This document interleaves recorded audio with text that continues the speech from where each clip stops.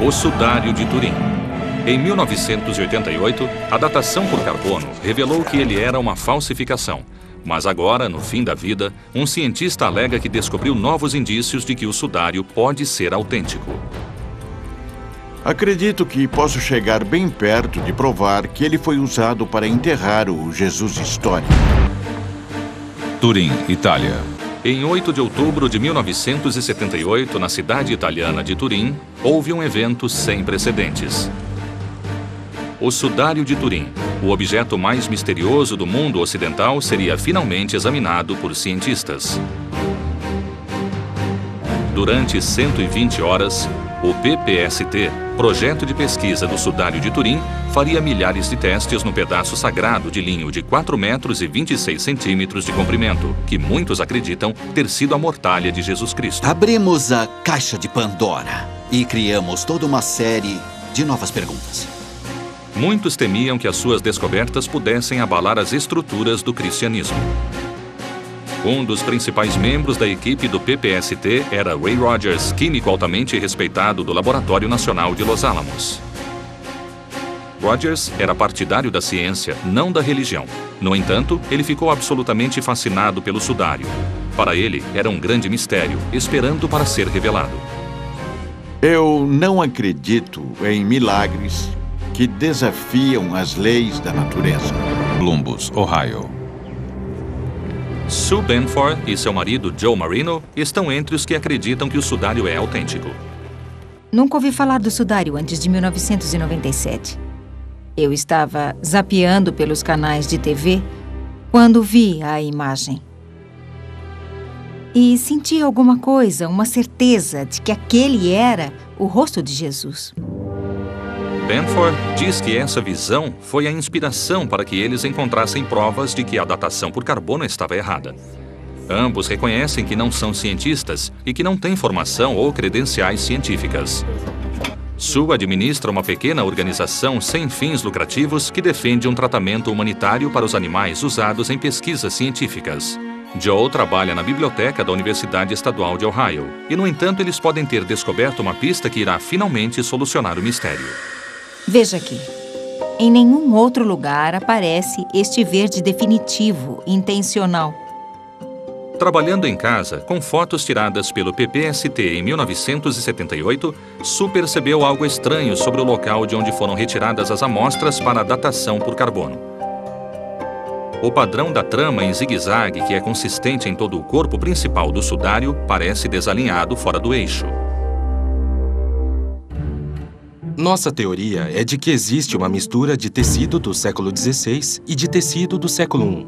Os dados que estamos encontrando no tecido combinam com essa teoria.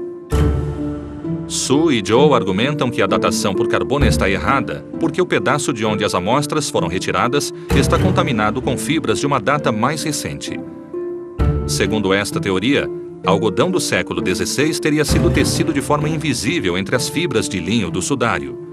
Um fixador foi aplicado na área remendada e o reparo foi tingido com a habilidade para ficar invisível a olho nu. É uma arte que, segundo eles, chama-se retecelagem francesa.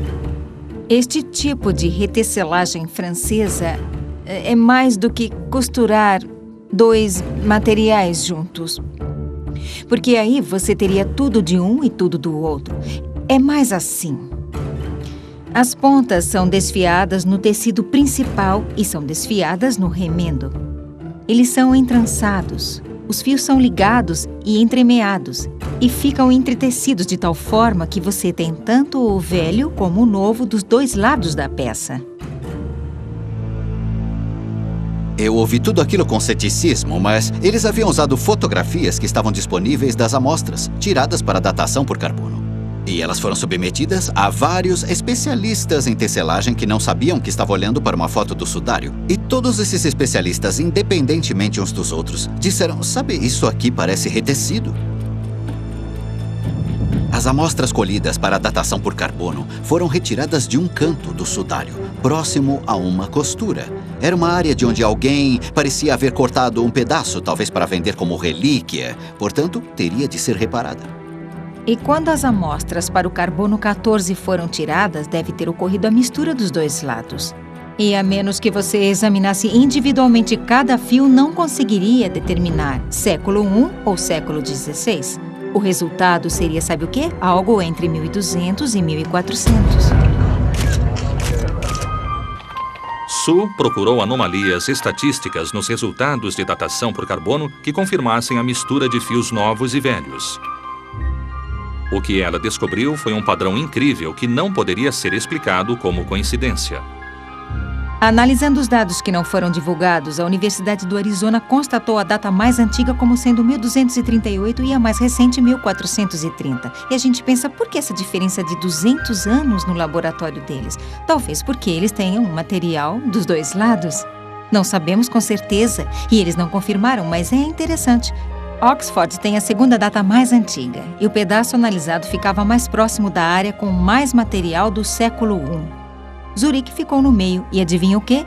Ficaram com o pedaço do meio e as datas do meio.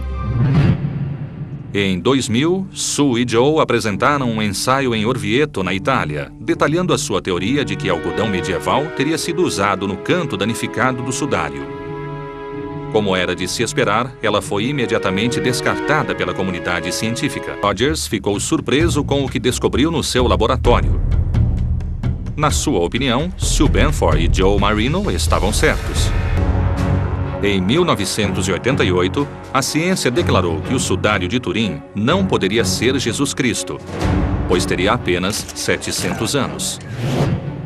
Sue Benford e Joe Marino apresentaram o primeiro desafio de verdade aos resultados da datação por carbono. Eles acreditavam que haviam provado o erro da datação porque o pedaço de onde foram retiradas as amostras havia sido contaminado com fibras de algodão do século XVI.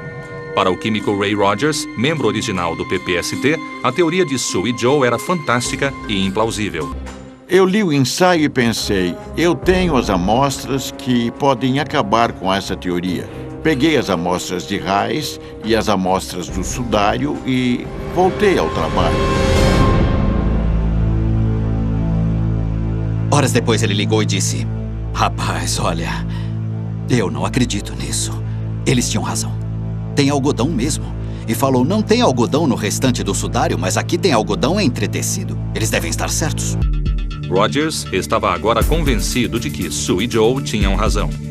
Inclusive, ele encontrou outros indícios que eles deixaram passar, provando que o sudário havia sido remendado com fibras de algodão exatamente no local onde foram coletadas as amostras para a datação. Se você olhar uma área onde o segmento de fio do sudário original foi entrelaçado na parte nova e retecida, o entrelaçamento mostra claramente o fio novo que foi colocado e tingido para igualar. A única coisa tingida ou manchada no sudário é a área da datação. Portanto, a minha hipótese no momento é que isso foi feito de propósito para enganar os olhos. Minha conclusão é que aquela área foi remendada, e isso foi feito por alguém com grande habilidade e com materiais diferentes do originalmente usado no sudário. Em 2005, apenas 5 semanas antes de perder a luta contra o câncer, Rogers publicou o último trabalho de sua brilhante carreira. Ele não questionou o método científico dos laboratórios que fizeram a datação. Inclusive, acreditava que eles foram precisos. E, no entanto, analisando os fios do canto de onde foram retiradas as amostras para a datação, foi exatamente isso que ele encontrou: tintas, gomas, resinas. Sinais de que aquela área havia sido remendada séculos atrás. Bob Villarreal foi colega de Rogers no Laboratório Nacional de Los Alamos. Antes de morrer, Rogers pediu ao amigo que confirmasse de forma independente suas descobertas. Mas antes que qualquer teste pudesse ser realizado, Ray perdeu sua longa batalha contra o câncer em 8 de março de 2005, aos 78 anos. Após a morte de Rogers, Villarreal decidiu que confirmaria as descobertas do amigo. Ray Rogers comentou o fato de que a caixa onde o sudário foi guardado, o relicário, foi tratada com timol. Esse tratamento com timol poderia afetar futuras datações do tecido. Mas antes de morrer, Ray Rogers achou que havia encontrado uma solução. O sudário foi danificado pelo fogo em 1532 e ficou com 16 marcas distintas de queimado, marcas de onde amostras poderiam ser colhidas, e como já eram de puro carbono, elas poderiam ser facilmente limpas do timol. E o melhor de tudo é que essas áreas queimadas já foram coletadas na restauração do sudário feita em 2002. Em 2002, retiraram o fogo, removeram todos os remendos, como esta área queimada aqui.